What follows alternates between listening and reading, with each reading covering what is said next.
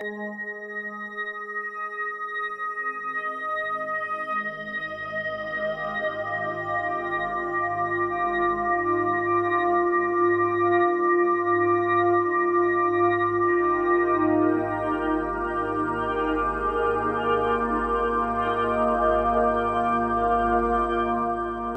நிலை பயிலும் பைந்தமிழ் மாணவர்களே, உங்கள் அனைவருக்கும் வணக்கங்கள் பல.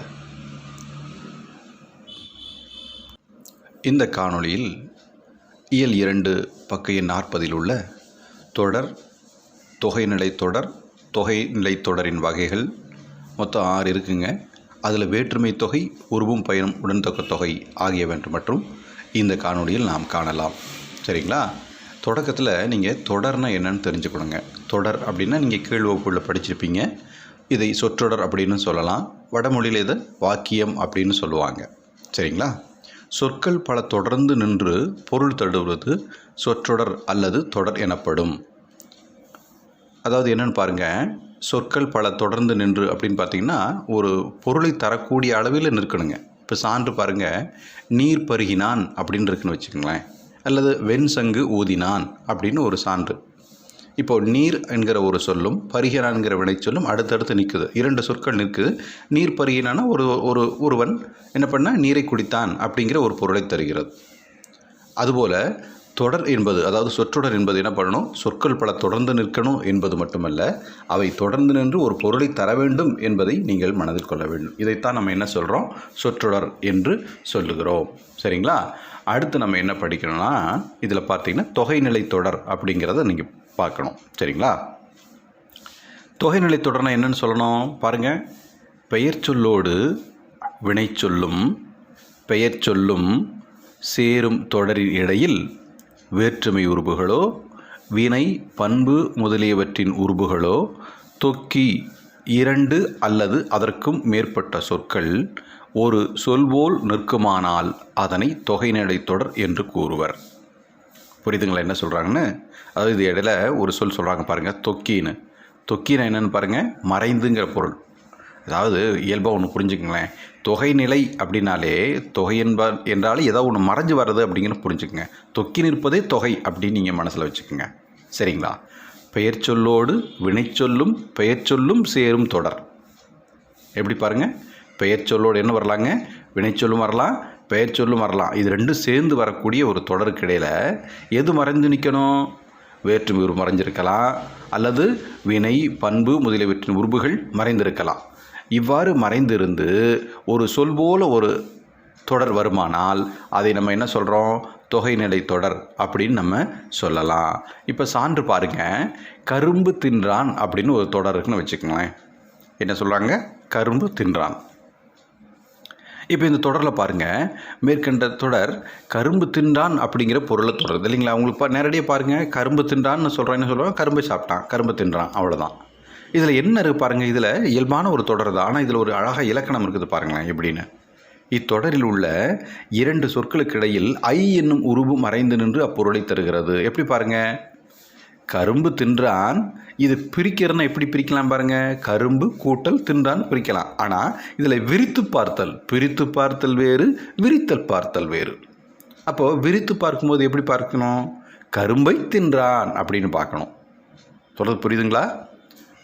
பிரித்தல் வேறு, விரித்தல் வேறு. இது விரித்து பார்க்கணுங்க. எப்படி பார்க்கணும், கரும்பு தின்றான், கரும்பை தின்றான். அப்போ என்ன ஆகுது பாருங்கள், இடையில கரும்பு கூட்டல் ஐ, கரும்பை அப்படிங்கிற போது என்ன ஆகுது பாருங்கள், ஐ என்கிற 2ஆம் வேற்றுமை உருவு மறைந்திருக்கிறது.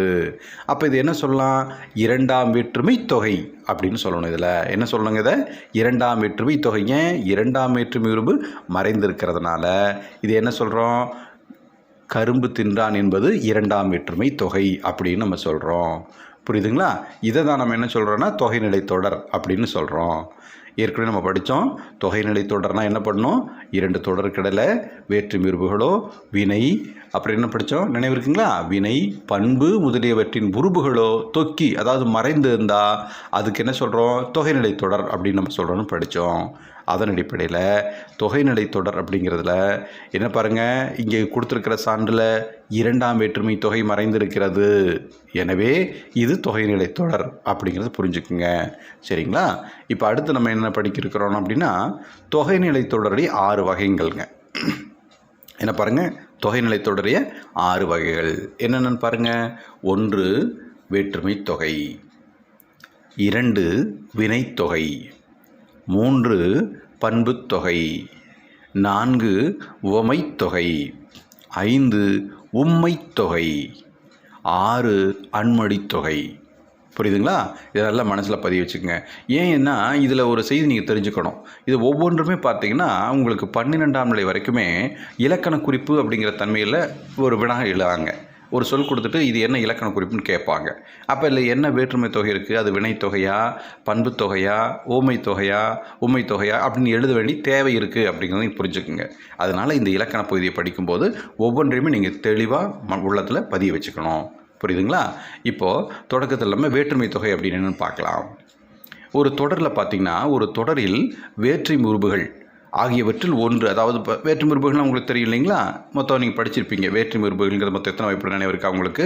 8 வகை. திரும்ப உங்களுக்கு நினைவு இருக்கா? வேற்றுமை உருபுகள்ங்கிறது 8, அதாவது 1ஆம் வேற்றுமை அப்படிங்கிறத தொடங்கி 8ஆம் வேற்றுமை அப்படிங்கிற வரைக்கும் இருக்குது. 8 வேற்றுமை. இதில் முதல் வேற்றுமை அப்படிங்கிறது என்ன பார்த்திங்கன்னா வேற்றுமை உருபு கிடையாது, அதை எழுவாய் வேற்றுமைன்னு சொல்லுவோம். 8வது வேற்றுமைக்கு உருபு இல்லை, அதை வெளி வேற்றுமைன்னு சொல்லுவோம். அப்போ 2வது வேற்றுமை அப்படிங்கிறது பார்த்திங்கன்னா 2ஆம் வேற்றுமை உருபு ஐ, 3வது வேற்றுமை உருபு ஆல், 4ஆம் வேற்றுமை உருபு கு, 5ஆம் வேற்றுமை உருபு இன், 6ஆம் வேற்றுமை உருபு அது, 7ஆம் வேற்றுமை உருபு கண். புரியுங்களா? ஒரு தொடரில் வேற்றுமை உருபுகள் இந்த 6 ஆகியவற்றுள் ஒன்று மறைந்து வந்து பொருள் உணர்த்துவது தான் வேற்றுமை தொகை அப்படிங்கன்னு பார்த்துக்கிறோம். சரிங்களா? இப்போ இந்த வேற்றுமை உருபுகளுக்கு சான்று கொடுக்குறாங்க பாருங்களேன். நிலங்கடந்தவன் அப்படின்னு பார்த்தீங்கன்னா என்னது? 2ஆம் வேற்றுமை தொகைன்னு சொல்கிறாங்க. நிலத்தை கடந்தவன், நான் ஏற்கனவே சொன்னேன் இல்லைங்களா, விரித்து பார்க்க வேண்டும் அப்படின்னு. அப்போது நிலத்தை கடந்தவன். அடுத்து 3ஆம் வேற்றுமை தொகை பாருங்கள். தலை வணங்கினான் அப்படின்னா எப்படி சொல்லணுங்க? தலையால் வணங்கினான். அப்போ ஆள். புரியுதுங்களா? அடுத்து சாத்தன் மகன். இது பாருங்கள், சாத்தன் யார்? சீத்தலை சாத்தனார். அதை நினைவு வச்சுக்கணுங்க. அதுக்காக தான் கொடுத்துருக்கோம். சீத்தலை சாத்தனார் யாருங்க? மணிமேகலை எழுதினவர் இல்லைங்களா, சீத்தலை சாத்தனார், அவர் தான்.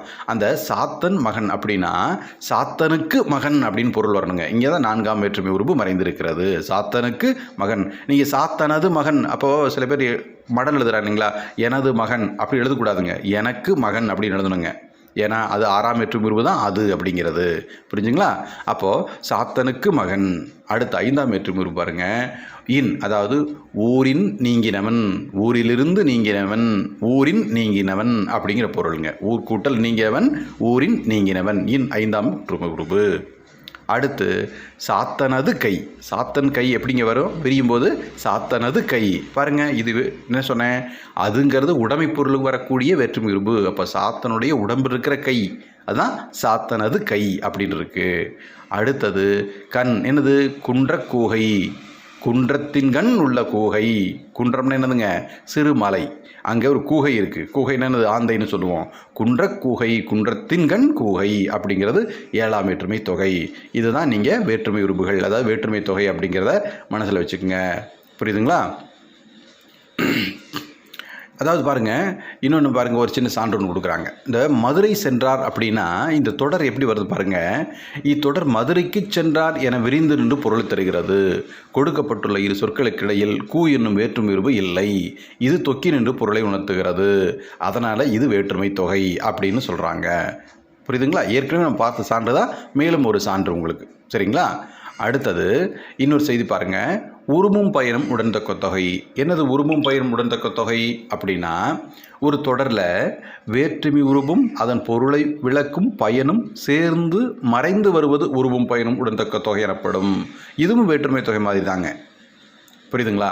அதாவது வேற்றுமை உருவு மட்டும் மறைந்து வராதுங்க. என்ன இருக்கும்? அதன் பொருளை விளக்கும் பயனும் மறைந்து வருங்க. நம்ம ஏற்கனவே படித்தோம் வேற்றுமை தொகை என்ன படித்தோம், வேற்றுமை உருபு வரைஞ்சி வரும்னு படித்தோம் ஒரு தொடரில். இது என்ன சொல்கிறாங்கன்னா உருபும் பயனும் உடன்தக்க தொகை, அதாவது அந்த பொருளை விளக்குற பயனும் சேர்ந்து மறைந்து வரும் அப்படிங்கிறத நம்ம புரிஞ்சுக்குங்க. சரிங்களா? இதுதான் உருபும் பயனும் உடன்தக்க தொகை. பாருங்கள், சான்று தேர்ப்பாகன் அப்படிங்கிற ஒரு சொல் எடுத்துக்கங்களேன். இந்த தொடர் எப்படி வருது பாருங்கள், தேரை ஓட்டும் பாகன். எப்படி வருதுங்க, தேரை ஓட்டும் பாகன். இது இப்படி விரித்து பார்க்கணுங்க. தேர்கூட்டல் பாகன்னா பிரித்து பார்க்கறது. விரித்து பார்க்கும்போது தேர்ப்பாகன் என்பது என்ன ஆகுதுங்க, தேரை ஓட்டும் பாகன் என விரிந்து பொருளை தருகிறது.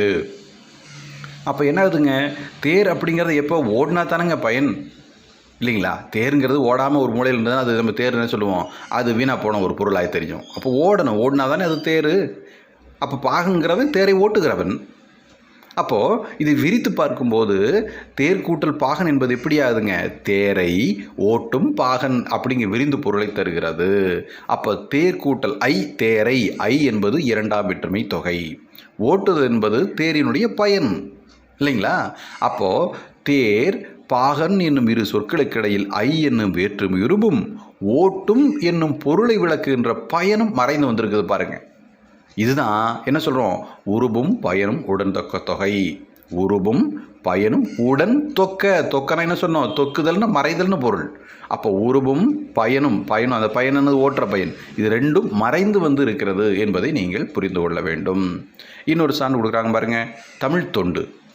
இது எப்படி வருது பாருங்கள், தமிழ் தொண்டுங்கிற விரித்து பார்த்தா தமிழுக்கு செய்யும் தொண்டு அப்படின்னு வரும். அப்போ கூ என்பது நான்காம் வேற்றுமை உருபு, செய்தல் என்பது பயன். ஆகவே இது நான்காம் வேற்றுமை உருபும் பயனும் உடன்தக்க தொகை என்பதை நீங்கள் உள்ளத்தில் பதிய வைத்துக் கொள்ளுங்கள். சரிங்களா? ஆகவே இதனுடைய தொடர்ச்சியாக மற்ற பிற வேற்றுமை அதாவது தொகை நிலை தொடர்களில் வரக்கூடிய 4 செய்திகளையும் அடுத்த காணொளியில் நம்ம காண்போம். நன்றி, வாழ்க.